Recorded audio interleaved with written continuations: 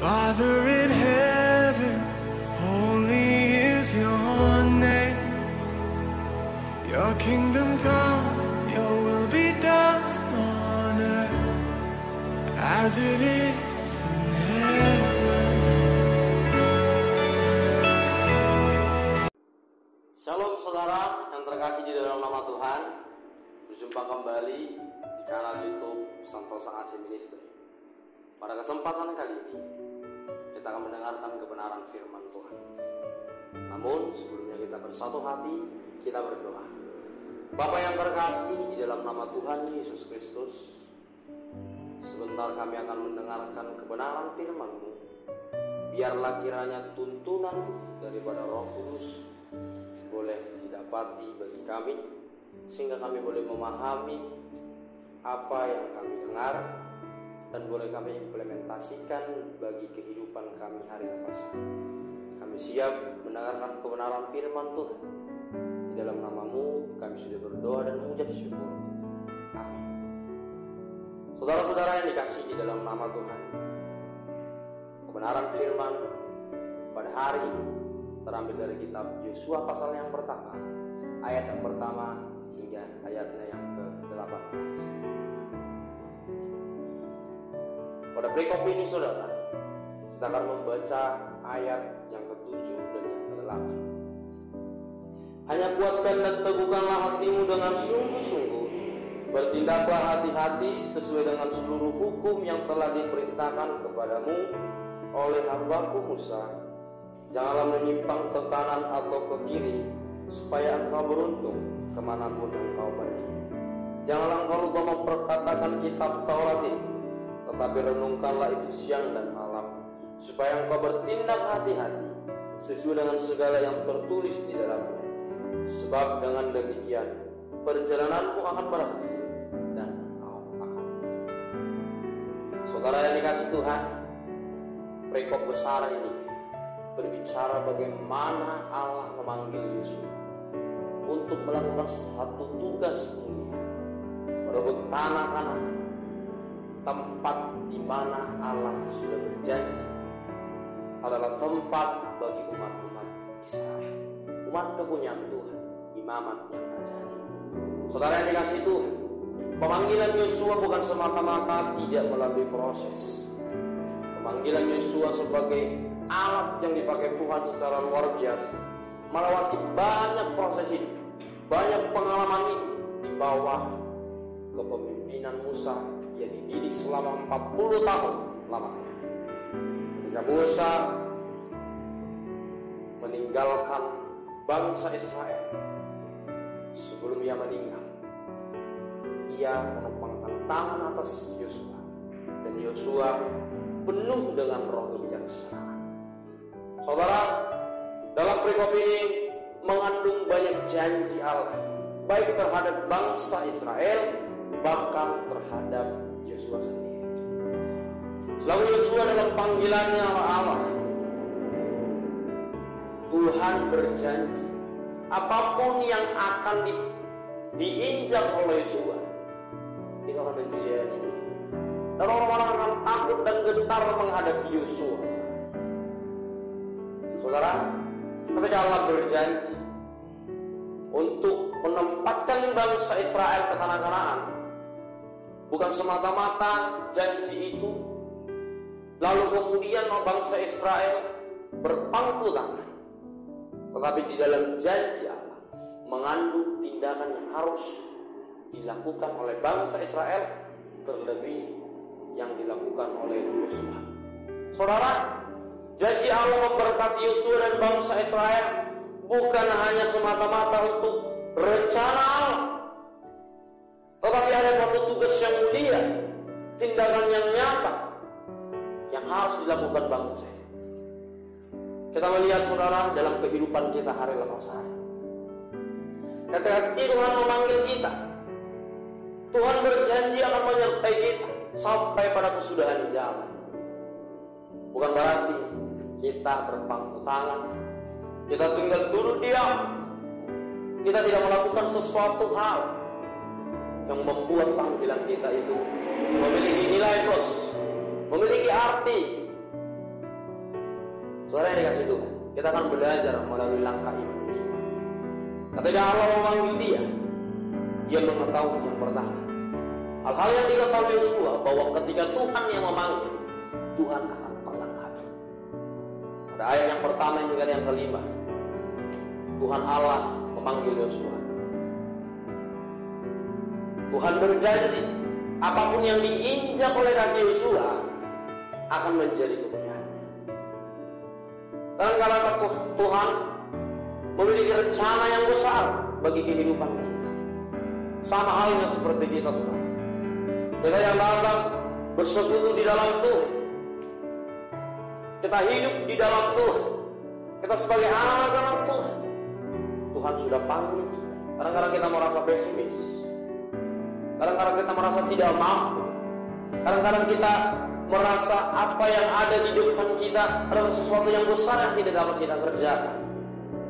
Tetapi Yosua sendiri telah menjadi suri tauladan bagi kita, menjadi pedoman bagi kita, menjadi contoh bagaimana Yosua dipanggil dan ia percaya bahwa ia diperlengkapi. Saudara yang dikasih, ketika engkau dipanggil Tuhan, kau dipakai Tuhan, percaya Tuhan akan memperlengkapi Anda seturut dengan yang Tuhan inginkan. Langkah iman yang kedua yang dilakukan Yosua ialah tunduk terhadap otoritas Tuhan yang kudus.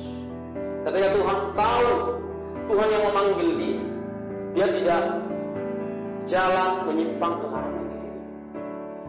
Tuhan inginkan ia kuat dan teguh hatinya. Tuhan menginginkan di dalam perjalanan hidupnya tidak menyimpang ke kanan dan ke kiri. Tuhan menginginkan Yosua ketika dalam pelayanannya ia berhasil memperkatakan kitab Taurat, melakukannya, merenungkan. Mazmur pasal yang pertama, ayat yang pertama berkata, orang-orang di dalam Tuhan akan merenungkan firman Tuhan siang dan malam. Ia akan seperti tumbuhan, seperti pohon yang mekar, yang buahnya akan berbuah lebat, apapun yang diperbuat akan berhasil. Demikian Yosua dalam perjalanannya memimpin bangsa Israel. Begitu banyak pertentangan, begitu banyak problema, begitu banyak tantangan yang dihadapinya. Tetapi karena pertolongan Tuhan, karena perlengkapan yang Tuhan sudah beri, ia mampu menjalani. Ia kuat, ia bisa menjalani bukan karena gagal kepintarannya, tetapi ia dituntun Tuhan, ia dituntun Tuhan, ia disertai Tuhan, ia dilawat dan ia diberkati Tuhan. Sehingga apapun yang dia lakukan berharga serta Tuhan berkati. Yang ketiga, saudara, langkah iman yang dilakukan Yosua setelah ia percaya bahwa Tuhan menyertai dia, memperlengkapi dia ketika dia dipanggil Tuhan. Setelah ia juga hidup dengan perkenanan Tuhan, langkah yang ketiga, ia bersifat progres dan dinamis. Progres dan dinamis, saudara, melakukan tugas dan tanggung jawabnya selaku ia sebagai pemimpin bangsa Israel. Sebagai pemimpin, saudara, ia harus menunjukkan suri tauladan, menunjukkan teladan yang baik bagi orang yang dipimpin. Ia harus menjadi contoh bagi bangsa Israel yang demikian keras tengkuk, yang demikian sangat sulit untuk diberikan arahan. Tetapi karena pertolongan Tuhan, Yosua berjalan karena kuasa Tuhan, Yosua berjalan karena penyertaan Tuhan, Yosua berjalan karena kuasa itu selalu hadir dalam hidupnya hari lepas hari. Ia bersifat progres.